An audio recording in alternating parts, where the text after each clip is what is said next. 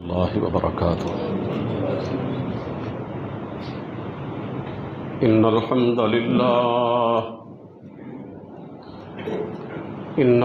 لله نحمده ونستعينه ونستغفره ونعوذ بالله من شرور أنفسنا ومن سيئات أعمالنا من يهده الله فلا مضل له ومن يضلله فلا هادي له وأشهد أن لا إله إلا الله وحده لا شريك له وأشهد أن محمدًا عبده ورسوله أما بعد فإن خير الحديث كتاب الله وخير الهدي هدي محمد صلى الله تعالى عليه وسلم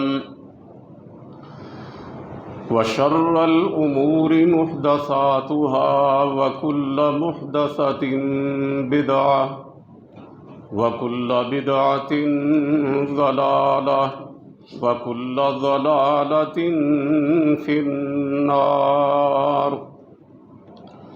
رب اشرح لي صدري ويسر لي أمري واحلل عقدة من لساني يفقهوا قولي. أعوذ بالله السميع العليم من الشيطان الرجيم. بسم الله الرحمن الرحيم. والسابقون الأولون من المهاجرين والأنصار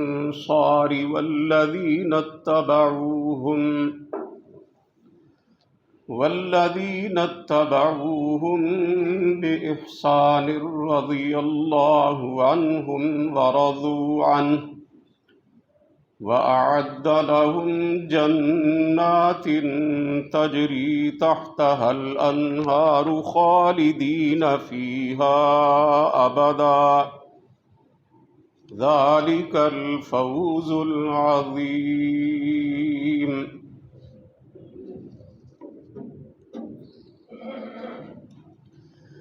سب تعریفیں اللہ رب العالمین کے لیے ہیں. پانی بے شمار درود و سلام نبی اقدس حضرت محمد الرسول اللہ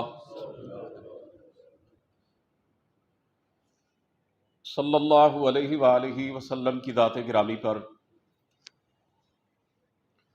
آپ کی آل طاہرہ اور آپ کے صحابہ اکرام پر،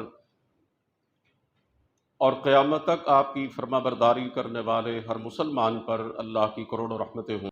حضرات محترم، گزشتہ خطبہ جمعۃ المبارک میں اللہ کی توفیق سے یہ بات آپ کے سامنے رکھی گئی تھی کہ رسول مقبول صلی اللہ علیہ وسلم کے صحابہ کرام اس امت کی بہترین جماعت تھے. انبیاء کرام علیہم الصلاۃ والسلام کے بعد دنیا کا سب سے مقدس گروہ صحابہ کرام کا گروہ ہے. انہیں یہ اعزاز حاصل ہوا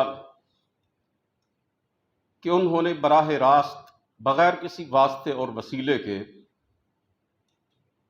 سرکار دو عالم صلی اللہ علیہ وسلم سے فیض حاصل کیا، اور ان کے سینوں پر انوار رسالت کی کرنیں براہ راست پڑی. انہوں نے امام کائنات جناب محمد الرسول اللہ صلی اللہ علیہ وسلم سے تربیت حاصل کی. انہیں اللہ رب العزت کی طرف سے رضی اللہ عنہم ورضوا عنہ کا سرٹیفکیٹ عطا کیا گیا. انہیں زبان مبارک سے رسول مقبول صلی اللہ علیہ وسلم نے جنت کی بشارتیں عطا فرمائیں. اور ہمارے پاس جو اللہ کا دین اپنی اصل شکل میں محفوظ ہے، اس کے پیچھے صحابہ کرام کی قربانیاں ہیں۔ انہوں نے اللہ کا دین رسول مقبول صلی اللہ علیہ وسلم سے سیکھا، اسے یاد رکھا، اس پر عمل کیا، اور پھر ہمیں اس سے آگاہ کیا۔ ہمارے اور ہمارے پیارے پیغمبر علیہ الصلاۃ والسلام کے درمیان اگر کوئی واسطہ ہے تو وہ صحابہ کرام کی جماعت ہے۔ انہوں نے رسول مقبول صلی اللہ علیہ وسلم کے معمولات کا اور آپ کی سیرت و کردار کا مشاہدہ کیا۔ انہوں نے آپ صلی اللہ علیہ وسلم کی زندگی کے ہر چھوٹے سے چھوٹے اور بڑے سے بڑے معاملے کو دیکھا، آپ کی سیرت طیبہ اور اسوہ حسنہ کو ملاحظہ کیا، اور آپ صلی اللہ علیہ وسلم کی مبارک زندگی کی ایک ایک تفصیل پوری دیانتداری کے ساتھ امت تک پہنچائی۔ صحابہ کرام نے اللہ کے دین کے دفاع کے لیے بھی ناقابل فراموش مثالیں قائم کی۔ وہ دنیا کے چپے چپے پر پھیل گئے، انہوں نے اپنی جانوں کے نذرانے پیش کیے، اپنی رگوں کا خون بہایا، اپنا تن من دھن قربان کر دیا، دنیا کے ملکوں جا کر انہوں نے اسلام کا جھنڈا لہرایا، اور آج جو اللہ رب العزت کا سچا دین آپ کو مراکش سے لے کر انڈونیشیا تک اور پاکستان سے لے کر قبرص تک دکھائی دیتا ہے، اس کے پیچھے سرور کائنات علیہ الصلاۃ والسلام کے صحابہ کرام کی قربانیاں اور ان کا خون ہے۔ حقیقی بات یہ ہے، جس شخص کے دل میں رتی برابر بھی ایمان موجود ہے، وہ صحابہ کرام کے احسانات سے انکار نہیں کر سکتا، اور اس کا ضمیر پکار اٹھتا ہے کہ میرے ماں باپ بھی جنہوں نے مجھے جنم دیا اور میری پرورش کی، اور جنہوں نے اپنی زندگی کا ایک ایک لمحہ میرے لیے مختص کر دیا، وہ بھی میرے اتنے بڑے محسن نہیں ہیں جتنے میرے نبی کے صحابہ میرے محسن ہیں۔ اس لیے کہ اگر صحابہ کرام کی قربانیاں نہ ہوتیں، شہادتیں نہ ہوتیں، صحابہ کرام کی ایمان کے ساتھ اور دین کے ساتھ کمٹمنٹ نہ ہوتی، تو آج ہم مسجدوں میں نہ بیٹھے ہوتے، بلکہ یہ بت کدہ ہندوستان ہے جس میں آج بھی کروڑوں ہندو مندروں میں بتوں کے چرنوں میں جھکے ہوتے ہیں۔ صحابہ کرام اگر اللہ کا دین ہم تک نہ پہنچاتے تو شاید آج میں اور آپ کسی مندر یا گردوارے میں بیٹھے ہوئے ہوتے۔ صحابہ کرام نے اپنی ناقابل فراموش اور بے مثال جد و جہد کے ذریعے اللہ کے دین کی امانت دنیا والوں تک پہنچائی ہے۔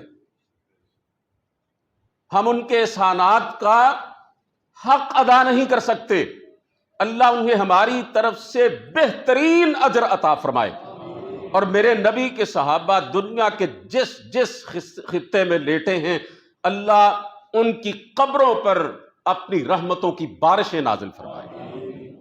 بہت بڑا احسان فراموش ہے، بہت بڑا بددیانت ہے، بڑا خبیث الفطرت ہے وہ انسان جو میرے نبی کے صحابہ کے بارے میں اپنے دل میں بغض رکھتا ہے، جو میرے نبی کے یاروں کے حوالے سے دشمنی رکھتا ہے، جو اپنے جذبات میں میرے نبی کی پاک باز جماعت کے حوالے سے کوئی منفی تاثر رکھتا ہے۔ میں تو یہاں تک کہنا چاہتا ہوں کہ جو میرے نبی کے صحابہ کے ایمان کے بارے میں شک کرتا ہے، مجھے تو اس کے بے ایمان ہونے میں کوئی شک نہیں ہے۔ اگر صحابہ کرام عادل نہ ہوتے، سچے نہ ہوتے، دیانتدار نہ ہوتے، امانت دار نہ ہوتے، اور میرے بھائیوں صحابہ کرام کے کردار پر اگر کسی کو شک ہے تو میں یہ کہنا چاہتا ہوں کہ اسے اللہ کے پورے دین کے بارے میں شک ہے۔ ہم تک اللہ کا دین اللہ کے رسول سے سیکھ کے کس نے پہنچایا؟ صحابہ کرام نے۔ اٹھاؤ حدیث کی کتابیں جس میں اللہ کا پورا دین پھیلا ہوا ہے، تمہیں جگہ جگہ پر لکھا نظر آئے گا ان ابی ہریرہ رضی اللہ تعالی عنہ قال قال رسول اللہ صلی اللہ علیہ وسلم ان عبداللہ ابن مسعود رضی اللہ تعالی عنہ قال قال رسول اللہ صلی اللہ علیہ وسلم عن عمر بن الخطاب رضی اللہ تعالی عنہ قال قال رسول اللہ صلی اللہ علیہ وسلم عن عائشہ رضی اللہ تعالی عنہ قالت قال رسول اللہ صلی اللہ علیہ وسلم۔ بخاری، مسلم، نسائی، ابو داود، ترمذی، ابن ماجہ، حدیث کی ساری کتابوں کے اوراق پر آپ کو یہ الفاظ نظر آئیں گے۔ حضرت ابو ہریرہ کہتے ہیں میں نے اللہ کے رسول کو یہ فرماتے ہوئے سنا۔ حضرت عبداللہ ابن مسعود کہتے ہیں میں نے اللہ کے رسول کو یہ کرتے ہوئے دیکھا۔ حضرت عمر بن خطاب کہتے ہیں میں نے رسول کریم صلی اللہ علیہ وسلم کی زبان مبارک سے یہ الفاظ سنے۔ حضرت عائشہ رضی اللہ تعالیٰ عنہ کہتی ہے کہ میں نے رسول کریم صلی اللہ علیہ وسلم کو یوں اور یوں کرتے ہوئے دیکھا۔ میرے نبی کی وہ سیرت جس کے بارے میں اللہ کے رسول نے فرمایا لقد کان لکم فی رسول اللہ اسوۃ حسنہ، اور دنیا والوں میرے پیغمبر کی پوری زندگی تمہارے لیے بہترین نمونہ ہے۔ اس بہترین نمونے کو آنکھوں سے دیکھ کر اور کانوں سے سن کر ہم تک پہنچایا تو صحابہ کرام نے۔ اگر وہ سچے نہیں ہیں تمہارا دین سچا کیسے ہے؟ اگر صحابہ عادل نہیں تھے تمہارا اپنے دین کے بارے میں کس طرح یقین ہے کہ تمہارا دین ٹھیک ہے اور جس طرح اللہ نے اپنے نبی پہ اتارا تھا اسی طرح تم تک پہنچا ہے؟ عزیزان محترم، میں اسی بنا پر یہ عرض کرنا چاہتا ہوں کہ صحابہ دنیا کی بہترین جماعت تھے، اس لیے کہ ان کا استاد کائنات کا بہترین استاد تھا۔ دنیا میں جب کسی قابل اور لائق طالب علم کو دیکھا جاتا ہے تو لوگ کہتے ہیں کہ اسے چنگے استاد دا چنڈیا ہے۔ صحابہ کو دیکھ کر تو پتا چلتا ہے کہ کتنا باکمال استاد تھا جس نے ان کی تربیت کا حق ادا کر دیا۔ اگر صحابہ کرام کے کردار پہ تم شک کرو گے تو پھر دوسرے الفاظ میں تم میرے نبی کی تربیت پہ شک کرتے ہو۔ درخت اپنے پھل سے پہچانا جاتا ہے۔ اگر صحابہ کرام پہ اعتراض کرتے ہو اس سے پہلے یہ اعتراض آمنہ کے لال پہ جاتا ہے۔ شمع رسالت کی کرنیں تھی صحابہ کرام، انہوں نے تو اپنے خون کا قطرہ قطرہ بہا دیا رسول مقبول صلی اللہ علیہ وسلم کے دفاع کے لیے۔ انہوں نے تو اپنے جسموں کے ٹکڑے کروا لیے شمع رسالت کے تحفظ کے لیے۔ رسول مقبول صلی اللہ علیہ وسلم نے اپنے بعض صحابہ کرام کو خصوصی القابات و خطابات سے نوازا ہے۔ ویسے تو میرے پیغمبر کا ہر صحابی امانت و دیانت کی اعلیٰ مثال تھا، لیکن کچھ صحابہ کرام کو رسول کریم صلی اللہ علیہ وسلم نے خاص طور پر امین کا لقب عطا کیا۔ امام ابن کثیر رحمہ اللہ نے اپنی مشہور کتاب البدایہ والنہایہ میں ایک پورا باب قائم کیا ہے، ایک الگ فصل قائم کی ہے جس میں رسول کریم صلی اللہ علیہ وسلم کے 3 امنا صحابہ کا تذکرہ ہے۔ امین کی جمع ہے امنا، جیسے عالم کی جمع ہوتی ہے علماء، یعنی 3 امین صحابہ، امنا 3، ان کا تذکرہ کیا ہے۔ رسول کریم صلی اللہ علیہ وسلم نے انہیں لفظ امین سے یاد کیا۔ امین کا مطلب کیا ہوتا ہے؟ امانت دار، دیانت دار۔ میرے عزیزوں، یہ 3 صحابہ کرام اس بنا پر صحابہ کی پوری جماعت کے اندر بڑی اہمیت رکھتے ہیں اور بڑا خاص مقام اور مرتبہ رکھتے ہیں۔ ان 3 صحابہ کرام میں سب سے پہلا نام ہے حضرت ابو عبیدہ بن جراح رضی اللہ تعالی عنہ کا۔ ان کے بارے میں رسول کریم صلی اللہ علیہ وسلم کا فرمان صحیح بخاری کے اندر موجود ہے۔ ذرا اندازہ کیجئے گا کہ حضرت ابو عبیدہ رضی اللہ تعالی عنہ کا مقام اور مرتبہ اللہ کے رسول کی نگاہوں میں کیا تھا۔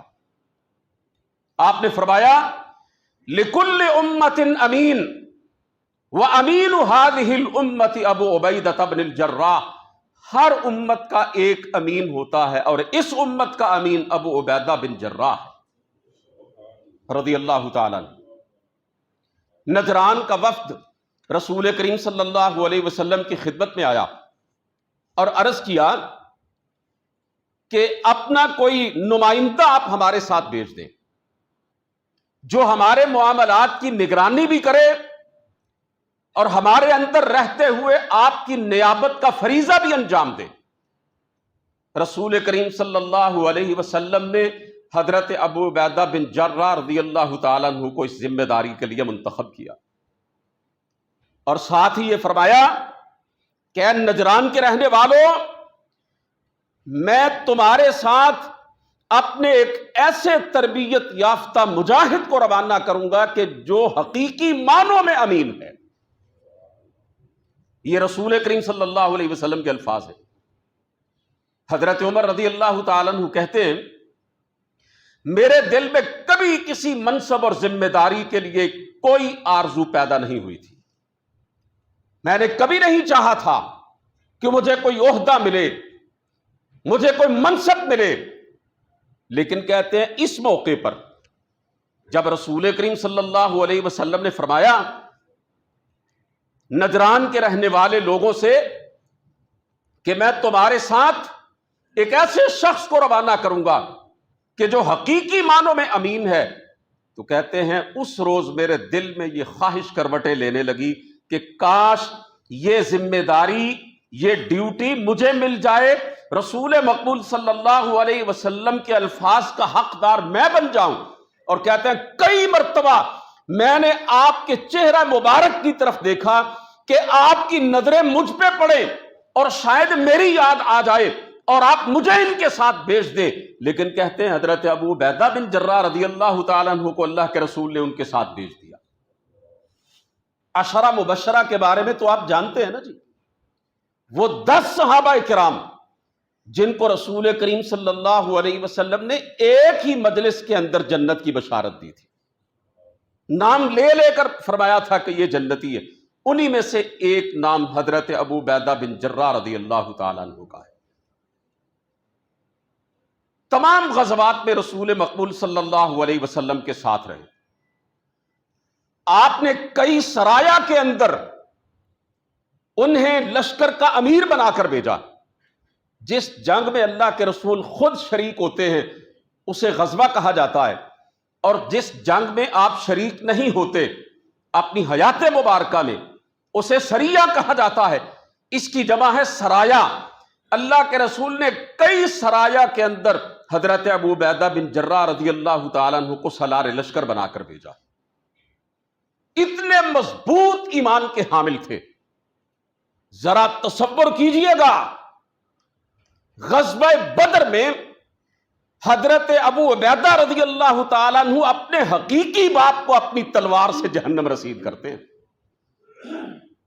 سگے باپ کو قتل کرتے ہیں جو کافروں کی طرف سے لڑنے کے لیے آیا ہوا تھا، اور ان کے اس کارنامے پر اللہ رب العزت کی طرف سے ان کی شان میں یہ آیت اترتی ہے، لا تجد قوما یؤمنون باللہ والیوم الآخر یوادون من حاد اللہ ورسولہ ولو كانوا آباءهم او ابناءهم او اخوانهم او عشیرتهم اولئک کتب فی قلوبهم الایمان وأیدهم بروح منه ويدخلهم جنات تجری من تحتها الانہار خالدین فیها ابدا رضی اللہ عنہم ورضوا عنہ اولئک حزب اللہ الا ان حزب اللہ هم المفلحون۔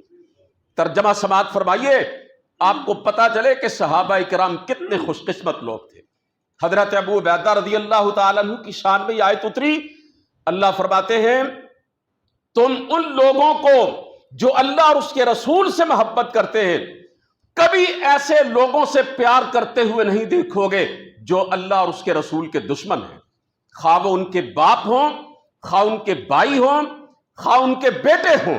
فرمایا ان کے دلوں میں تو ایمان لکھ دیا گیا ہے، اللہ تعالیٰ نے ان کے دلوں میں ایمان نقش کر دیا ہے، اللہ ان سے راضی ہو گیا، یہ اللہ سے راضی ہو گئے۔ اور آخری الفاظ آیہ مبارکہ کے اللہ اپنے نبی کے صحابہ کے بارے میں فرماتے ہیں اولئک حزب اللہ، یہ میرا گروہ ہے، یہ میری پارٹی کے لوگ ہیں، یہ میری جماعت سے تعلق رکھتے ہیں۔ کتنا اونچا نصیبہ ہے میرے پیغمبر کے ساتھیوں کا کہ اللہ سب کو اکٹھا کر کے فرما رہے ہیں یہ میری پارٹی ہے۔ آج لوگ فخر کرتے ہیں نا جی، میں عمران خان کی پارٹی کا بندہ ہوں، میں نواز شریف کی پارٹی کا رکن ہوں، میں جناب پیپلز پارٹی کا ممبر ہوں، میں فلاں جماعت سے تعلق رکھتا ہوں۔ کتنے خوش قسمت وہ افراد کہ جن کو کائنات کا رب یہ کہے کہ یہ میری پارٹی کے لوگ ہیں۔ فرمایا الا ان حزب اللہ هم المفلحون، لوگوں خبردار رہو، جو میری پارٹی ہے، جو میرا گروہ ہے، وہی کامیاب ہونے والا ہے۔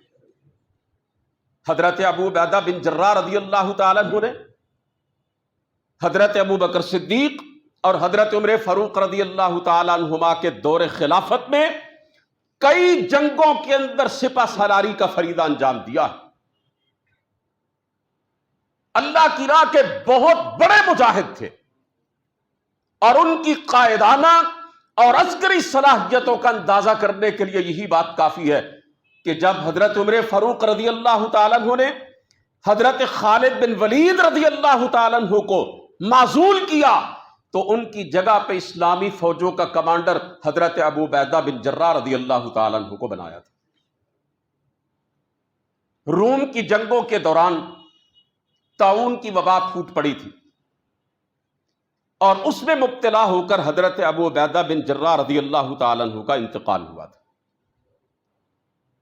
بیت المقدس کے سفر میں تھے جب حضرت عمر فاروق رضی اللہ تعالیٰ عنہ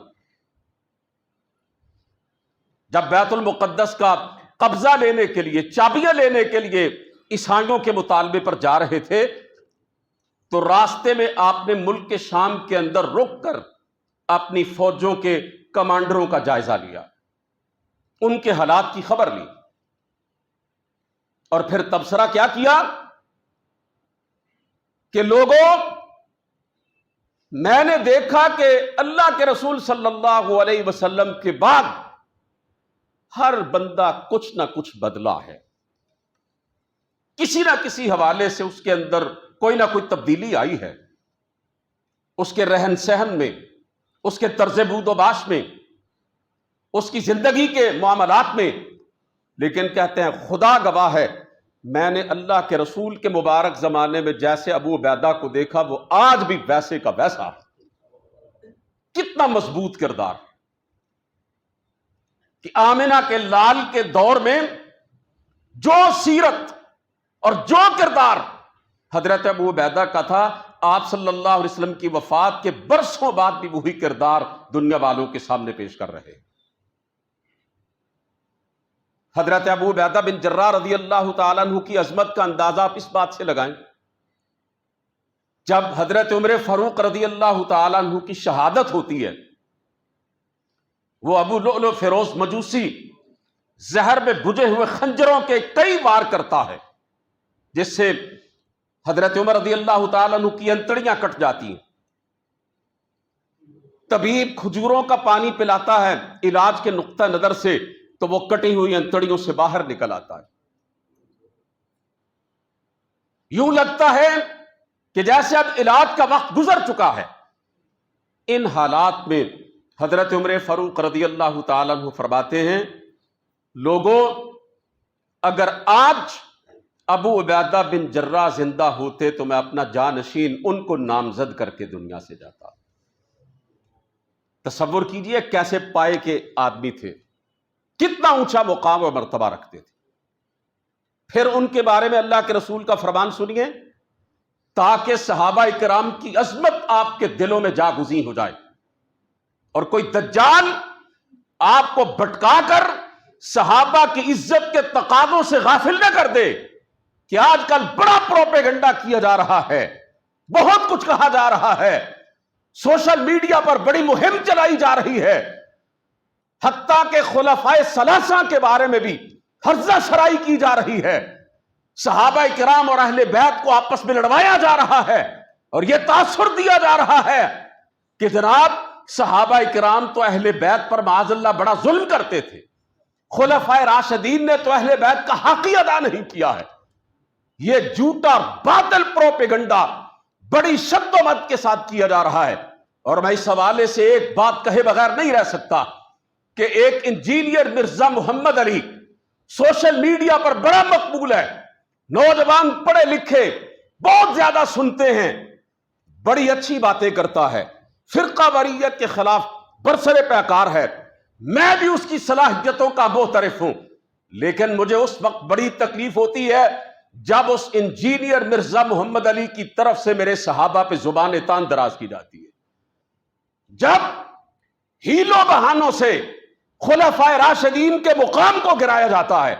اس اللہ کے بندے نے یہاں تک کہہ دیا وہ صحابہ جو حضرت علی رضی اللہ تعالیٰ عنہ کے خلاف جنگ جمل اور صفین میں لڑ رہے تھے، بڑے بڑے جلیل القدر صحابہ ایک طرف تھے اور بڑے بڑے جلیل القدر صحابہ دوسری طرف سے تھے، وہ کہتا ہے صحابہ کو مخاطب کر کے، اگر اس دور میں ہم زندہ ہوتے تو ہم تو تمہارے خلاف تلوار لے کے آ جاتے، ہم تو تمہیں قتل کرتے اپنی تلواروں سے۔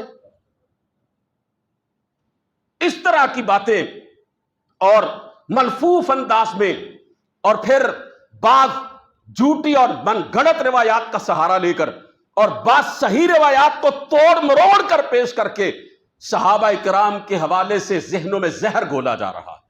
میں عرض یہ کرنا چاہتا ہوں، صحابہ کرام کے مقام اور مرتبے کو سمجھنا ہے، دنیا کے کسی اسکالر سے مت سمجھو، براہ راست رب کا قرآن پڑھو، پیغمبر کا فرمان پڑھو، تمہیں پتہ چلے گا نبی کے صحابہ کس مقام اور مرتبے کے حامل تھے۔ انبیاء کرام کے بعد اس آسمان کے سورج نے اصحاب رسول سے بہتر انسان کو نہ دیکھا ہے نہ دیکھے گا۔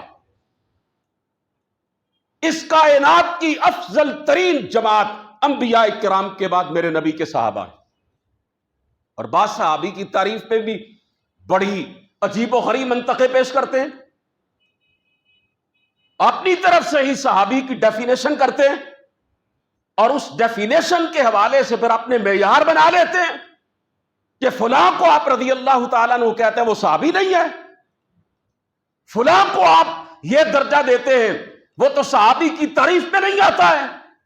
حافظ ابن حجر عسقلانی، امت میں ان کا بڑا اونچا مقام ہے، وہ صحابی کی تعریف کرتے ہوئے کہتے ہیں کہ صحابی اس آدمی کو کہا جاتا ہے من لقی النبی صلی اللہ علیہ وسلم ومات علی الاسلام، جو اللہ کے رسول سے ملا اور اسلام پر ہی اس کی موت واقع ہوئی، وہ صحابی ہے، خواہ اس نے ایک لمحے کے لیے بھی اللہ کے رسول کو دیکھا، اس نے حالت ایمان میں ایک نظر بھی آمنہ کے لال کے چہرے پر ڈالی ہو اور حالت اسلام میں دنیا سے رخصت ہو گیا، وہ صحابی ہے۔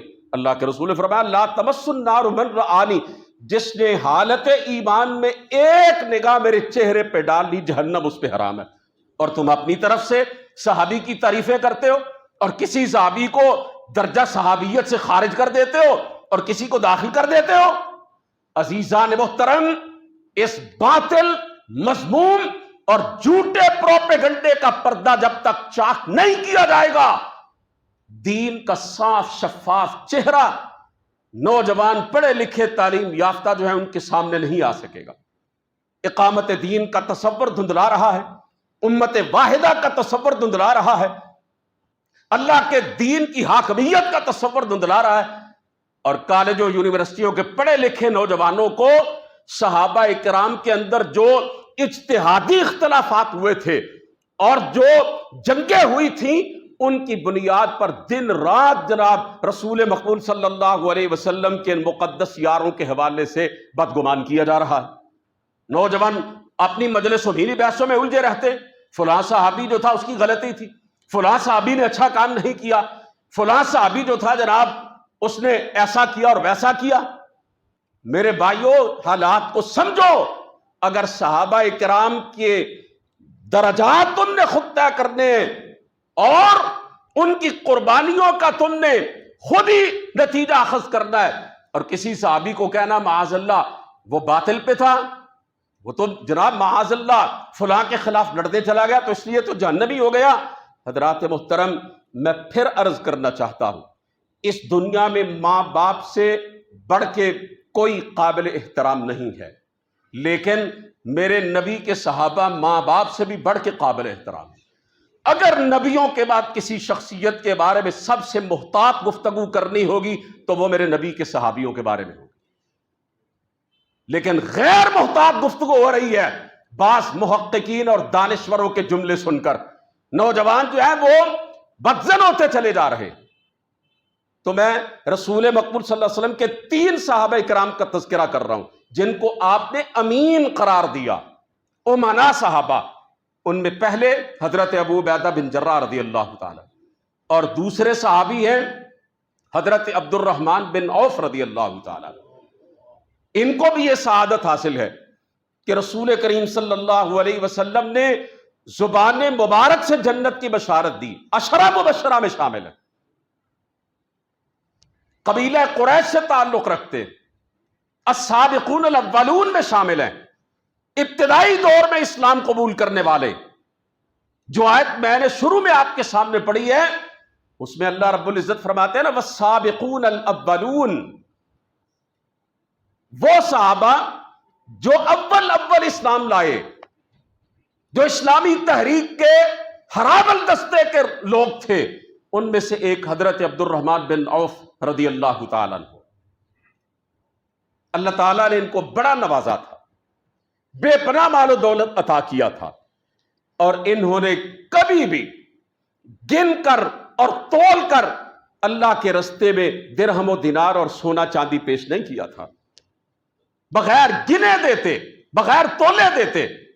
غزوہ تبوک کے موقع پر جب رسول مقبول صلی اللہ علیہ وسلم نے عام اپیل کی کہ راہ جہاد میں اپنا مال دو، حضرت عبد الرحمن بن عوف رضی اللہ تعالیٰ عنہ نے اتنا مال دیا کہ آپ نے کئی مرتبہ انہیں دعائیں دی اور فرمایا بارک اللہ لک فیما امسکت وفیما اعطیت، اے عبد الرحمن جو مال تو نے اپنے پاس رکھا ہے اللہ اس میں بھی برکت دے، اور جو تو نے اللہ کی راہ میں دیا اللہ اس میں بھی برکت دے۔ سرکار دو عالم صلی اللہ علیہ وسلم نے اپنی ازواج مطہرات سے، جو میری اور آپ کی روحانی مائیں ہیں، امہات المومنین، جانتے ہیں نا میرے نبی کی بیویوں کا مقام اور مرتبہ کیا ہے؟ اللہ فرماتے ہیں ازواجہ امہاتہم، او ایمان کا دعویٰ کرنے والوں میرے پیغمبر کی بیویاں عام عورتوں کی طرح نہ سمجھنا، وہ تمہاری مائیں ہیں۔ اور ہمیں اپنی حقیقی ماؤں سے کہیں بڑھ کے پیار ہے اپنی ان روحانی ماؤں سے، کیونکہ ہماری ماؤں کے بارے میں تو کوئی نہیں جانتا، ہم بھی نہیں جانتے کہ ان کا انجام کیا ہوگا، لیکن جن خواتین کو اللہ رب العزت ہماری مائیں قرار دے رہے ہیں ان کے بستروں پر تو اللہ کا قرآن آتا تھا، ان کا جو شوہر تھا وہ تو خلاصہ کائنات۔ اللہ فرماتے یا نساء النبی لستن کاحد من النساء، اے نبی کی بیویوں دنیا کی کوئی عورت عز و شرف میں تمہارا مقابلہ نہیں کر سکتی، تم عام عورتوں کی طرح نہیں ہو۔ اگر تمہیں اپنے منفرد مقام کو دیکھنا ہے تو اپنے شوہر کو دیکھ لو، وہ ہماری مائیں، انہی میں سے ایک ہماری ماں سیدہ عائشہ صدیقہ طیبہ طاہرہ مطہرہ عابدہ زاہدہ मुफस्सिरा, मुहद्दिसा, आलिमा फादिला और पूरी उम्मत की उस्ताद, पूरी उम्मत को दीन सिखाने वाली मेरी मां, आज बदबख्तों ने उस मेरी मां के तकद्दुस को भी कम करने में कोई कसर नहीं छोड़ी। नौजवानों, समझो बात को। सोशल मीडिया पर हर चीज ठीक नहीं, यह एक गटर है, मैं तुम्हें बता रहा हूं। हर चीज आंखें बंद करके सोशल मीडिया की जो है उस पर यकीन न किया करो, उसे कुरान और सुन्नत की कसौटी पे परखा करो और फिर माना करो। सहाबा इकराम और खुलफाए राशिदीन के साथ साथ सैयदा आयशा रदियल्लाहु ताला अन्हा के किरदार पर भी अंगुष्ठ नुमाई की जा रही है। आप सल्लल्लाहु अलैहि वसल्लम ने अपनी अज़वाज मुतहहरात से, मेरी और आपकी मां से यह फरमाया था कि मेरे बाद मेरी उम्मत का एक मर्द साले तुम्हारी हर तरह से किफालत करेगा। और यह आपका इशारा था हजरत अब्दुर्रहमान बिन औफ की तरफ। उन्होंने इसका हक अदा कर दिया। जब रसूल मकबूल सल्लल्लाहु अलैहि वसल्लम अपने रब के पास चले गए, हजरत अब्दुर्रहमान बिन औफ रदियल्लाहु ताला अन्हु ने नबी की बीवियों की खिदमत का और जरूरियात पूरी करने का हक अदा किया। कितनी बड़ी सआदत हासिल हुई। मां की खिदमत कोई छोटा एजाज है? और फिर उन माओं की खिदमत जिन्हें अल्लाह रब्बुल इज्जत फरमाया कि ये तुम्हारी माएं, अपने दौर के बहुत बड़े अमीर आदमी थे, अरबपति बल्कि खरबपति आदमी थे, लेकिन दुनिया से बेरग़बत। लिबास ऐसा पहनते थे, जब अपने नौकरों गुलामों के दरमियान बैठ के खाना खाते थे, ना वाकिफ आदमी इस बात को जज नहीं कर सकता था अब्दुर्रहमान इब्न औफ कौन है और उनके गुलाम कौन से। कई दफा जब दस्तरखान पे बैठते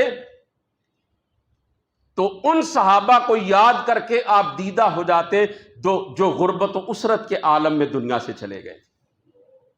खुशहाली आने से पहले पहले दुनिया से रुखसत हो गए थे। एक दफा खाना खाने के लिए बैठे तो ज़ारो कतार रोने लगे। बेटा इब्राहिम बिन अब्दुर्रहमान पास बैठा था। कहने लगा, अब्बा जान क्या हुआ है, आप क्यों इतना रो रहे? कहने लगे, मुझे मुसअब बिन उमैर याद आ गया है। पूरे मक्के में शहजादों जैसी जिंदगी गुजारने वाला था, लेकिन उसने अल्लाह के लिए और अपनी आखिरत के लिए सब कुछ कुर्बान कर दिया था। कहते हैं जब ग़ज़वा उहद में शहीद हुआ था मुसअब, तो 2 छोटी छोटी चादरें थी। वो नौजवान के जो अपने जमाने का सबसे महंगा सूट पहनता और जो एक दफा पहन लेता फिर शायद ही कभी पहनता,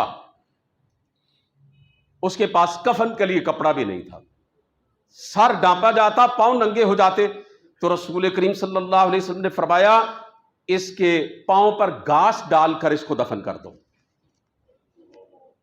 कहता है मुझे मुसअब बिन उमैर याद आ गया और फिर फरमाने लगे, जब मैं उनको देखता हूं और फिर अपनी तरफ देखता हूं, अल्लाह ने मुझे इतना दिया जिसका शुमार नहीं। ओ बेटा, डरता हूं कहीं अल्लाह ने मेरे अमाल का सारा बदला दुनिया में तो नहीं दे दिया, कहीं ऐसा ना हो आखिरत में मेरे लिए कुछ भी ना बचा हो और अल्लाह कहे अज़हबतुम तय्यबातिकुम फी हयातिकुम दुनिया, और सारे मजे तो दुनिया में लेके आ गए हो, अब आखिरत में मुझसे क्या मांगते हो।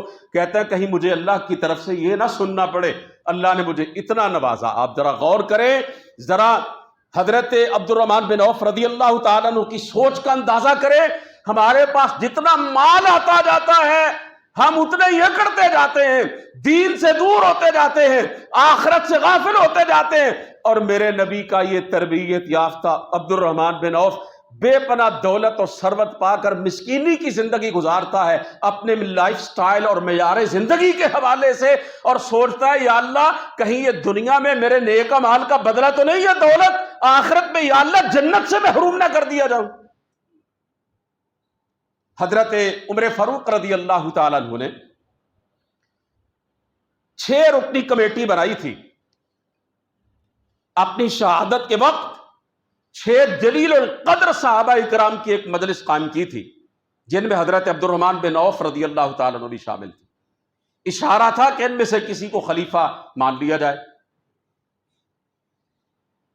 ان صحابہ کرام نے حضرت عبد الرحمن بن عوف رضی اللہ تعالیٰ عنہ کی امانت و دیانت اور ان کی ذہانت اور قابلیت کی بنا پر ان کی یہ ذمہ داری لگائی کہ وہ لوگوں کی رائے معلوم کریں، امت کی رائے کا جائزہ لیں، تاکہ اس بات کے لیے آسانی ہو سکے کہ عام مسلمان جو ہے وہ حضرت عمر رضی اللہ تعالیٰ عنہ کے بعد کس کو اپنا امیر بنانا چاہتے ہیں۔ حضرت عبد الرحمن بن عوف رضی اللہ تعالیٰ عنہ کی کوششوں کے نتیجے میں انہوں نے لوگوں کی رائے لی، صحابہ کرام کے پاس جا جا کے پوچھا، اور پھر انہوں نے جو اپنا تبصرہ پیش کیا اس کے مطابق حضرت عثمان غنی رضی اللہ تعالیٰ عنہ کے تیسرے خلیفہ راشد بن گئے تھے۔ انہیں یہ خصوصی اعزاز حاصل۔ تیسرے صحابی جن کو رسول کریم صلی اللہ علیہ وسلم نے امین قرار دیا وہ ہیں حضرت معقیب بن ابی فاطمہ رضی اللہ تعالیٰ عنہ۔ ابتدائی زمانے میں مسلمان ہو گئے تھے، 2 ہجرتوں کا شرف حاصل ہوا، 2 دفعہ اللہ کے دین کی خاطر اپنا گھر بار وطن چھوڑا، پہلے حبشہ کی طرف ہجرت کی، پھر واپس آئے تو مدینہ کی طرف ہجرت کی۔ بنو عبد شمس کے غلام بھی رہے، آزاد ہو گئے، اور پھر بڑے مضبوط ایمان کے حامل صحابی بن کر لوگوں کے سامنے آئے۔ بدری صحابی ہیں، جانتے ہیں جو صحابہ بدر میں شامل ہوئے ان کو اللہ کے رسول نے کیا اعزاز دیا؟ فرمایا ان کے اگلے پچھلے سارے گناہوں پہ معافی کا قلم پھیر دیا گیا۔ وہ 313 صحابہ کرام، اللہ کے رسول نے فرمایا یہ بخشائے۔ کیا ان 313 میں ابو بکر نہیں تھے؟ عمر نہیں تھے؟ عثمان نہیں تھے؟ حضرت علی نہیں تھے؟ حضرت سعد بن ابی وقاص نہیں تھے؟ حضرت طلحہ نہیں تھے؟ حضرت زبیر نہیں تھے؟ حضرت ابو عبیدہ بن جراح نہیں تھے؟ رضوان اللہ تعالی علیہم اجمعین۔ اور وہ صحابہ بھی بدری صحابہ آج جن پہ زبان تان دراز کی جاتی ہے، آج جن کے حوالے سے باطل اور فسادی نظریات کا جھوٹا ایک دھواں اڑایا جاتا ہے، گرد و غبار اڑایا جاتا ہے۔ حضرت معقیب رضی اللہ تعالیٰ عنہ بدری صحابہ تھے، صحابہ کرام میں شامل تھے، قبیلہ دوس سے تعلق رکھتے تھے، وہی قبیلہ جس سے کائنات کے محدث اعظم حضرت ابو ہریرہ رضی اللہ تعالیٰ عنہ تعلق رکھتے تھے، اس قبیلے سے ان کا تعلق تھا۔ انہیں رسول کریم صلی اللہ علیہ وسلم نے یہ اعزاز دیا کہ آپ صلی اللہ علیہ وسلم کی انگوٹھی ان کے پاس ہوتی تھی چاندی کی، وہ آپ کی مہر بھی تھی، اس پر 3 سطروں میں لکھا ہوا تھا محمد الرسول اللہ صلی اللہ علیہ وسلم۔ یہ انگوٹھی آپ نے حضرت معقیب رضی اللہ تعالیٰ عنہ کے سپرد کی تھی، وہ اس کی حفاظت کرتے، نگرانی کرتے، اور مجھے یاد آیا کہ ان کے کردار، امانت و دیانت کی بنا پر حضرت عمر رضی اللہ تعالیٰ عنہ نے ان کو بیت المال کا نگران مقرر کیا تھا۔ یہ بھی ان کی ایک خوبی تھی۔ جب رسول کریم صلی اللہ علیہ وسلم ضرورت کے وقت اپنی انگوٹھی طلب فرماتے تو حضرت معقیب رضی اللہ تعالیٰ عنہ وہ انگوٹھی آپ کی خدمت میں پیش کر دیتے۔ اللہ کے رسول صلی اللہ علیہ وسلم سونے کی انگوٹھی بھی استعمال کرتے تھے، لیکن جب مردوں کے لیے سونے کی ممانعت آ گئی، آپ نے انگوٹھی کو پھینک دیا اور فرمایا واللہ لا البسو، اللہ کی قسم اب میں یہ سونے کی انگوٹھی نہیں پہنوں گا۔ یہ انگوٹھی جو حضرت معقیب رضی اللہ تعالیٰ عنہ کے پاس تھی، اللہ کے رسول کی امانت، حضرت عثمان غنی رضی اللہ تعالیٰ عنہ کے دور حکومت میں 6 سال میں یہ عریس نامی کنویں میں گر پڑی۔ بہت تلاش کیا گیا، لیکن تلاش بسیار کے باوجود بھی یہ انگوٹھی کنویں سے برآمد نہ ہو سکی۔ سرکار دو عالم صلی اللہ علیہ وسلم نے اپنے اس صحابی کو بھی امین قرار دیا، تو گویا یہ 3 صحابہ کرام ہیں جنہیں رسول کریم صلی اللہ علیہ وسلم نے فرمایا کہ یہ امین ہے، امنا، امین کی جمع یہ امنا صحابہ ہے۔ میں نے عرض کیا کہ ویسے تو میرے نبی کا ہر صحابی امانت و دیانت کا پیکر تھا، لیکن کسی کو بارگاہ نبوت سے کوئی لقب ملا، کسی کو کوئی اعزاز ملا، کسی کو کوئی خصوصیت ملی، کسی کو کوئی انفرادیت ملی، کسی کے سینے پر کوئی تمغہ سجا، کسی کے سینے پر کوئی تمغہ سجا۔ اب اگر کسی نے صداقت کو مجسم صورت میں دیکھنا ہے تو وہ حضرت ابوبکر کو دیکھ لے رضی اللہ تعالیٰ عنہ۔ اگر کسی نے عدالت دیکھنی ہے کیسی ہوتی ہے تو وہ فاروق اعظم کو دیکھ لے۔ اگر کسی نے شرم و حیا کو دیکھنا ہے کہ کیا ہوتی ہے تو حضرت عثمان غنی کو دیکھ لے۔ اگر کسی نے شجاعت و بصالت دیکھنی ہے کہ اس کی حقیقت کیا ہے تو وہ حضرت علی ابن ابی طالب کو دیکھ لے۔ اور اگر دیکھنا ہو کہ امانت داری کیا ہوتی ہے تو وہ ان تینوں صحابہ کو دیکھ لے، ابو عبیدہ کو، عبد الرحمن ابن عوف کو اور معاقیب بن ابی فاطمہ کو رضوان اللہ تعالی علیہم اجمعین۔ بھائیوں، پھر یہ عرض کرنا چاہتا ہوں، ہمارے اور ہمارے پیغمبر کے درمیان واسطہ ہے تو وہ صحابہ کرام ہیں۔ اگر اللہ کے نبی سے دین سیکھ کر امت تک پہنچایا ہے کسی نے تو وہ صحابہ کرام۔ رسول مقبول صلی اللہ علیہ وسلم کی زلفوں سے لے کر آپ کے مبارک قدموں تک آپ کے پورے سراپے کے گواہ اور آپ کی پوری سیرت طیبہ کے عینی شاہد اگر ہیں تو وہ صحابہ کرام ہیں۔ اس سے بڑھ کے سعادت کی بات اور کیا ہو سکتی ہے؟